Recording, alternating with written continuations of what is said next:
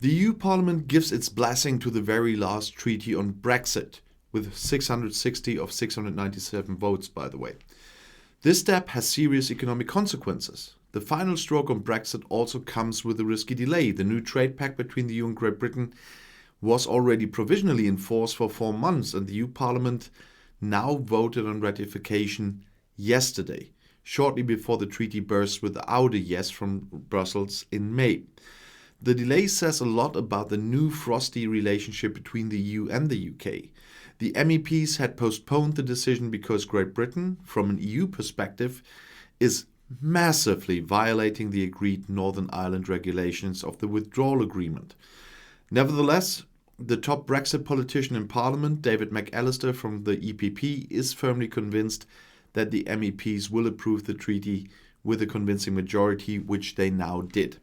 The pact offers a solid and legally stable basis for our new partnership, says the head of the Foreign Affairs Committee to the editorial team of a German newspaper. But how is it going so far? Who is the winner? Who is the loser of Brexit? Well, with the Brexit deal, what's the Britain advantage? The British are much further along with the corona vaccination than the EU. Half of the population has already received at least one injection. From the British point of view, the vaccination success is one of the first fruits of leaving the EU. But that is not entirely correct. Formally, as an EU member, the British would have had the option of approving vaccines on their own, using emergency approval. Whether they would have dared is another question. But, well, they could have done it anyway, so this is not really a Brexit positive for them. Brexit certainly made things easier for London, something that Prime Minister Boris Johnson cannibalizes with relish. In the field of foreign policy, too, he tries to demonstrate to the citizens what the new independence can bring.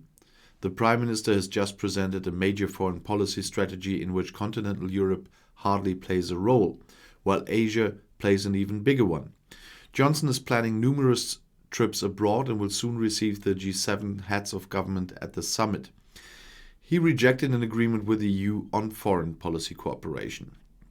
Whether the British will do well with the international solo trip in the long term or risk dangerous isolation in the medium term is still an open question.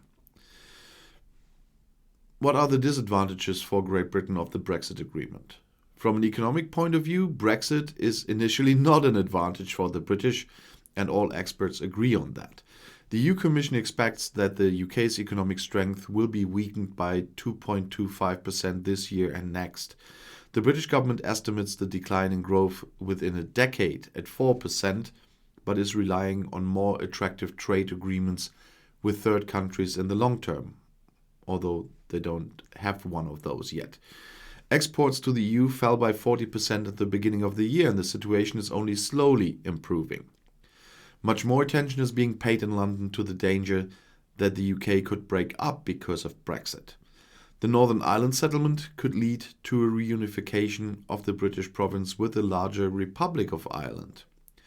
To prevent goods controls on its land border on the island, Great Britain was supposed to introduce such controls between Northern Ireland and the rest of the kingdom. London hesitates, unilaterally extended a transition period until autumn, and the EU Commission reacted with infringement proceedings. The British Unionists in Northern Ireland are very nervous. They feel betrayed by London, and there have been riots in Belfast over the past few weeks. It could go faster with the separation in Scotland as well. The majority of the Scots reject the exit from the EU. If the incumbent First Minister Nicola Sturgeon achieves an absolute majority in the Parliament elections on May 6th, so next week, as forecast, she should emphatically hold a new referendum on the independence with the aim of Scottish accession to the EU. The independence movement in Wales is also gaining support, with a third of the population currently in favour, and that sounds not so much, but it is a lot for Wales. But what are the advantages for the EU from the Brexit agreement? As much as the EU regretted the British exit, the advantages are also appreciated in Brussels. Great Britain is no longer on the brakes when it comes to closer cooperation within the Union. This pays off especially in the common defense and security policy, which has made relatively great strides since the Brexit decision. The European Corona Development Fund would hardly have been reached with the British included. What are the disadvantages for the EU? With Brexit, the EU lost its second largest economy and the largest military power. The EU Commission assumes that the exit will cost the EU 0.5% economic growth by the end of 2022.